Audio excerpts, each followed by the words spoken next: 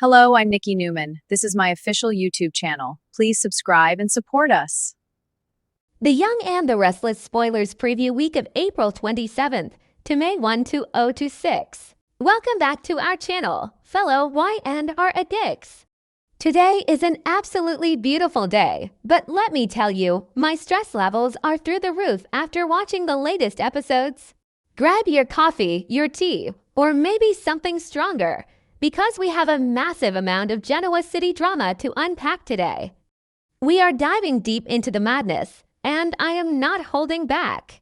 I cannot believe Victoria did that. I am still sitting here vibrating with absolute rage and shock.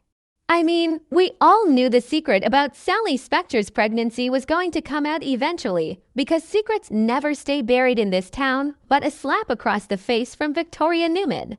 Are you kidding me? React first, explain later.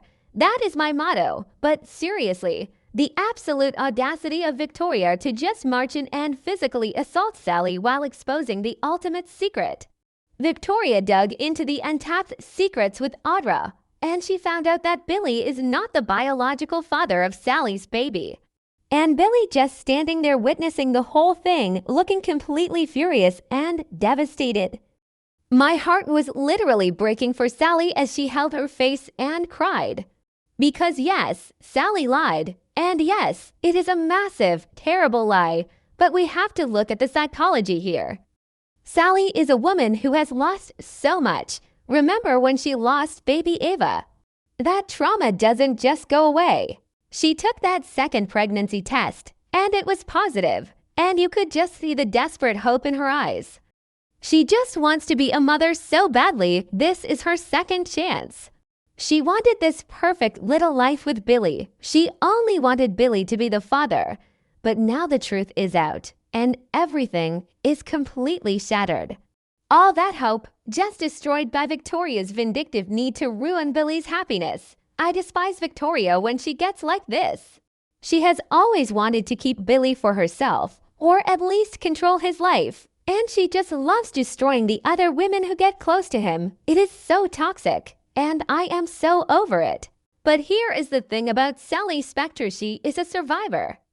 I know some people are loving this downfall, but personally, I am rooting for her. I really am. I think she and Billy are going to have to sit down and have a massive, soul-bearing conversation about what comes next. They need to get on the same page, but honestly, I don't think Sally is going to put up with Billy's chaotic antics for much longer. Billy is a mess right now, and once this baby is born, I predict we are going to see a completely different side of Sally. I can totally see her going into full mama bear mode. She is not going to let Billy's reckless behavior or Victoria's constant bullying endanger her child. Wait, I'm getting ahead of myself. The point is, the secret is out, the damage is done, and Victoria is smugly walking around like she has won the lottery. Okay, back to the point. Or rather, pivoting to something that actually has me terrified. VGAS. What on earth is happening in Las Vegas? I've been watching since 2015, and this Matt Clark storyline is easily one of the darkest, most anxiety-inducing things they've done in years. I am literally losing sleep over Sharon and Noah. Matt Clark is waiting for his prey to fall right into his trap, and the spoilers say Sharon and Noah are going to be ambushed and locked in an abandoned gas station. An abandoned gas station. Can you even imagine the sheer terror? Sharon has survived so much cancer, bipolar disorder, previous torment from this exact psycho, and now she has to protect her son in a life or death situation. Noah is always the collateral damage in this family's drama, and it makes me so incredibly mad. Why can't Noah just have a normal, happy life? Why does he always have to pay the price for the Newman family's sins? And to make matters infinitely worse, we have Nick Newman. Nick, who used to be the moral compass of this family. Nick, who is currently driving around high out of his mind on drugs with Adam sitting next to him panicking. I mean, I am sorry, but seeing Nick spiral into this severe addiction is just hard to watch. He is completely in denial. He is angry. His head is absolutely not clear. and his family is in mortal danger. If Matt Clark sets off an explosion at that gas station while Nick is too high to save them, this is going to turn deadly so fast. Adam is trying to get info from Riza, but Nick is just a massive liability right now. I am dreading what comes next, but I also can't look away. It's brilliant television, but my nerves are absolutely shot. Are we really supposed to believe Nick can pull it together in time? Because I highly doubt it. So let's talk about a different kind of disaster. The complete and utter implosion of Abby and Devon's marriage. Am I the only one who is completely on Abby's side here? Because I am so down with Devon Winters right now. I know he is hurting. I know the situation with Mariah is complicated, but Devon is going down such a dark, vengeful path that I don't even recognize him anymore. In Chancellor Park, when he walked up to Abby and asked if she was going to avoid him forever, I wanted to scream at the TV. Yes, Devon, she is avoiding you because you are acting like a cold-hearted villain. He is relentlessly pushing to overturn Mariah's plea deal and throw her in prison. He literally called it justice. No, Devon, that is revenge. Mariah is in a mental health facility. She needs help, and Devon is just trying to destroy her to make himself feel better. And Abby is right to block him at every turn. She is fighting for mercy, and her husband is just completely ignoring her feelings. But you know what happens when Abby feels emotionally disconnected and ignored. She strays. We all remember how she cheated on Chance with Devon in the first place. Yeah, didn't work out so well then either, did it? And now she is spending all this time with Daniel Romalodi Jr. They are bonding over their shared belief that Devon is being way too harsh on Mariah. Daniel is nursing a bruised ego because Tessa put him firmly back in the friend zone, thank goodness. Tessa is married, Daniel, back off, and Abby is desperate for comfort. Remember their romance back in the Naked Heiress days? I am calling it right now. Abby and Daniel are going to sleep together. The writing is on the wall, and honestly, with how Devon is acting, I can't even say I'd blame her. Wait, let me take a breath. Let's pivot to something that actually made me tear up. Kane Ashby, I know. Kane has a terrible track record. The lies, the cheating, the endless drama. But seeing him step up for Lily and the Winters family right now, it is hitting me right in the feels. Kane knows something is wrong, he's trying to make amends, and Lily finally opens up to him about Malcolm's diagnosis. Aplastic anemia, and they can't find a bone marrow donor. My heart breaks for Malcolm. He is an absolute legend on this show, and seeing Lily so devastated is just awful. But Kane is going into full hero mode, and I'm kind of living for it. He is talking to Lily and Dr. Stephanie Simmons, trying to get all the information so he can use his resources to find a donor. I can totally see Kane moving heaven and earth to save Malcolm. He will do absolutely everything in his power. And you know what? I think Kane might actually be the match.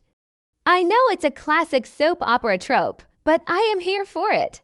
If Kane saves Malcolm's life, Lily is going to melt. She is already softening toward him. I can see the old sparks reigniting. I know some fans hate them together after everything that happened in the past, but personally, I think they are soulmates.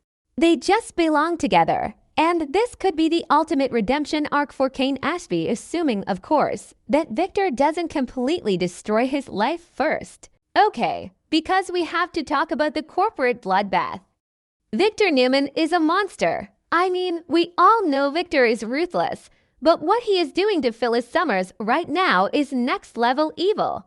He promised to take back Newman Enterprises, and boy, did he deliver. He literally bought out the entire senior staff of the Summers conglomerate. Every single department head quit at the exact same time. Phyllis's phone was just buzzing with resignation emails, and I could feel her absolute panic through the screen. And if that wasn't enough, Victor is using a new AI program to generate fake evidence of illegal activities to frame Phyllis, Billy, and Kane. He is blackmailing her with prison time. I am so furious. Phyllis built that conglomerate she worked so hard, and Victor is just crushing it like a bug. And poor Lauren Fenmore Baldwin is caught right in the middle of this war. Michael warned Lauren that the company is going to completely collapse by the end of the week, and he told her she needs to jump ship. Lauren is going to have to sit Phyllis down and tell her the hard truth. She has no choice but to hand the company over to Victor. Can you imagine how that conversation is going to go? Phyllis is going to explode. She wants revenge so badly. We saw her screaming, "Screw you, Victor," at her phone, but what can she actually do? Victor has backed her into an impossible corner. I hate seeing Phyllis lose, I really do. She is fierce and independent, and seeing her empire crumble from the inside out is just tragic to watch. And because it never rains but it pours in Genoa City, I saved the absolute messiest drama for last. Jack Abbott, what is wrong with this man? Diane Jenkins has spent months, literally months, proving that she has changed. She built back his trust. She dealt with all the haters. She walked the straight and narrow. And what does Jack do?